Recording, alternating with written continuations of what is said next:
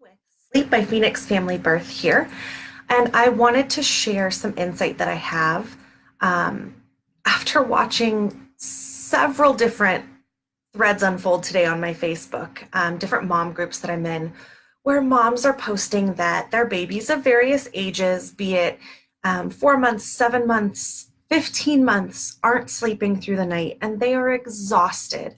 And they're reaching out to their mom group for support, encouragement, and advice.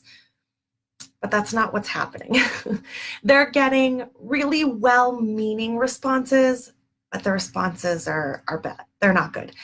So here are my thoughts on the top 10 well-meaning but total bullshit pieces of advice that you're going to get if you ask people about your baby's sleep.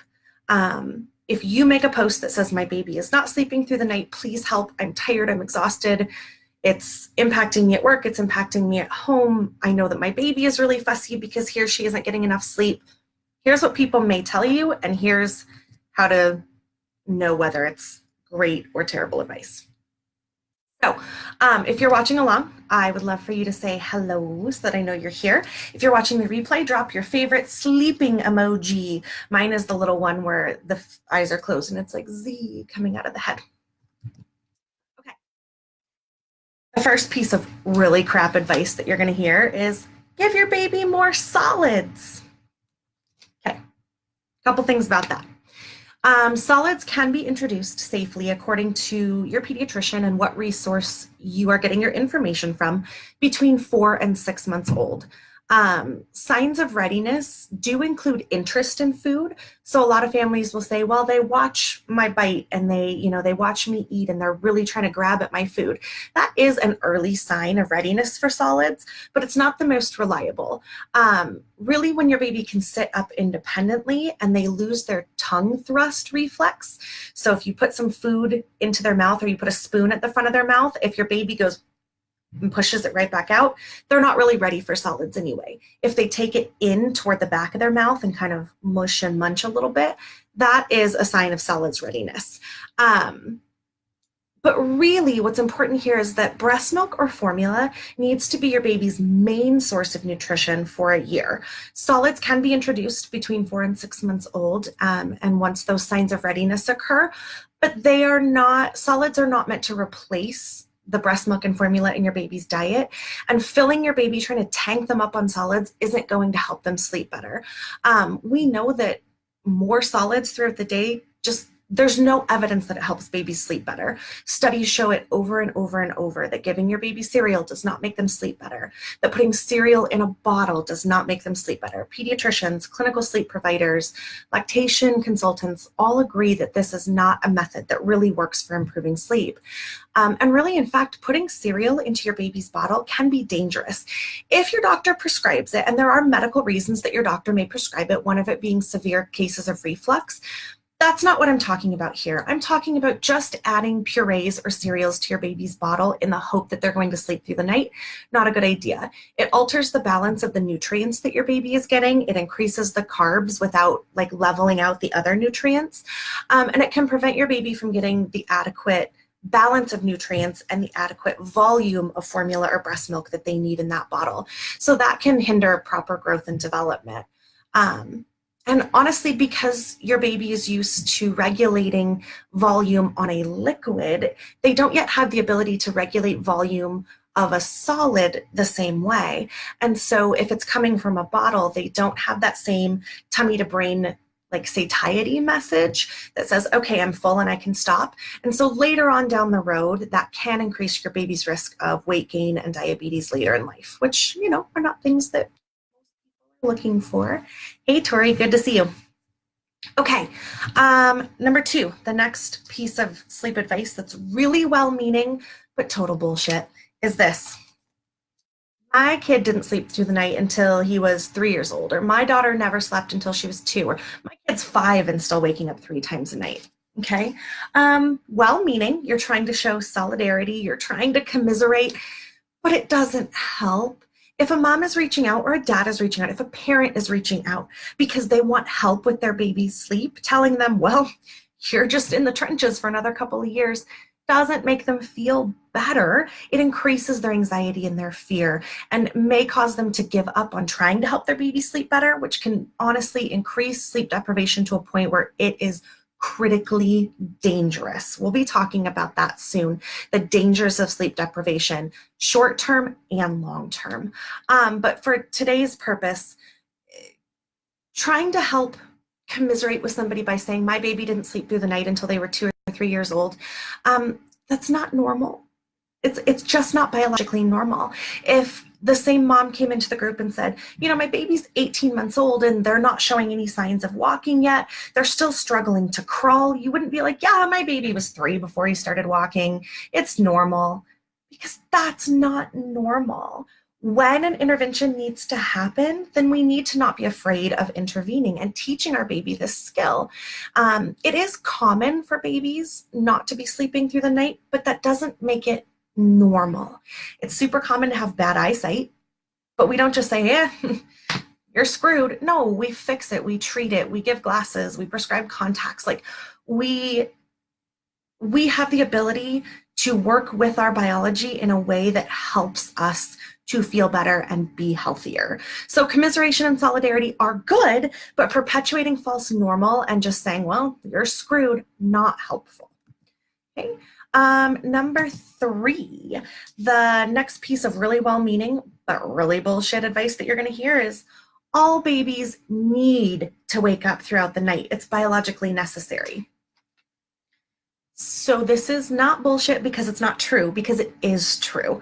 But it's a fundamental misunderstanding of what that means, that babies need to wake up throughout the night.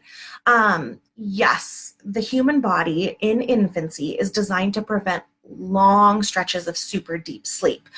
There is some correlation between long stretches of really deep sleep and SIDS in newborns, sudden infant death syndrome.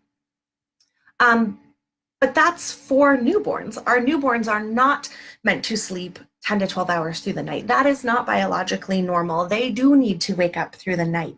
Truth. But we're talking about those older babies. We're out of the newborn stage. We're 4 months, 6 months, 10 months, 15 months, whatever the case may be. And what is normal for humans is to wake up throughout the night. You wake up every night. Promise you, you wake up multiple times a night. You wake up between sleep cycles. You wake up between different phases in those sleep cycles, and your baby does too, and that's normal. But the reason you don't remember waking up 2, 3, 4 times a night is because you have the skill to put yourself back to sleep very quickly. Sometimes it's rolling over, sometimes it's flipping your pillow, sometimes it's checking the clock. Your baby can't check the clock. Your baby doesn't necessarily know what they need to do next if you don't teach them how to put themselves back to sleep independently. You as an adult know how to put yourself back to sleep. It's a skill that you've learned. It's a skill, just like walking, crawling, feeding yourself with a spoon or a fork, singing the ABCs. All of these skills are things that we teach our babies. We also have to teach them how to fall asleep independently and put themselves back to sleep when they wake up. That's part of our job as a parent. It's a learned skill. Tip number 4 that you're going to get: breastfed babies have to wake more frequently because breast milk digests quickly. This is another one of those ones that's based in truth, but also some misunderstanding of what's really happening here. So yes, breast milk is digested differently than formula, typically digested more quickly than formula, but that doesn't mean that a breastfed baby can't sleep through the night. If you are breastfeeding, giving up breastfeeding is not the answer to helping your baby sleep. If breastfeeding is working for you and it's working for baby, keep breastfeeding. I'm here to tell you, keep breastfeeding. If you're not breastfeeding, or if you are ready to switch to formula, that's a whole other story. But for our intents and purposes here, yes, a newborn needs to wake frequently for feedings. They need to be up every 2 to 3 hours, even throughout the night, until they're back up to birth weight and your pediatrician has given you the okay to let them sleep through the night. But an older infant doesn't require frequent night feedings. After 4 months, I mean, putting aside medical complications or nutritional complications, it's not unreasonable for a baby to sleep 10 to 12 hours, so long as their calorie needs are being met during the daytime. I want to be exceedingly clear that I am in no way advocating for starving a baby or skipping necessary feedings. What I am saying is that not all babies wake up throughout the night because their hunger wakes them. Okay. It is a brain development thing. It is a, a developmentally appropriate thing that wakes your baby through the night. It's the brain, not the belly, that's waking your baby once they're out of the newborn stage. Even a baby who is on a feeding tube and gets a constant source of nutrition or can be fed while they're asleep, they're still going to develop these overnight waking patterns because it's a human biological thing, not a hunger thing. And so, yes, your baby will suckle at the breast or take a bottle when they wake up, probably more out of comfort and familiarity than hunger. If your baby is truly actively eating, then that's something to consider. Your baby may need those night feedings, but not all babies need night feedings, and that's okay. I want that to be as normal as those babies who do need night feedings, instead of this fear mongering of, well, if your baby's sleeping through the night, they're starving or it's dangerous or their brains are setting them up for disaster. Like, that's not how this is working. Okay, next. Some babies just don't sleep through the night. Sorry. Okay. But that's because they haven't been taught. It's really that simple. Number 6. This is one of my least favorite pieces of advice. It won't last forever. They're little. Enjoy it. You know what? They're right. These stages of your baby's life are not going to last forever. That saying, the days are long, but the years are short. It's true. Things do go by in the blink of an eye, and you're going to soon be looking back and thinking, I can't even believe how fast that went.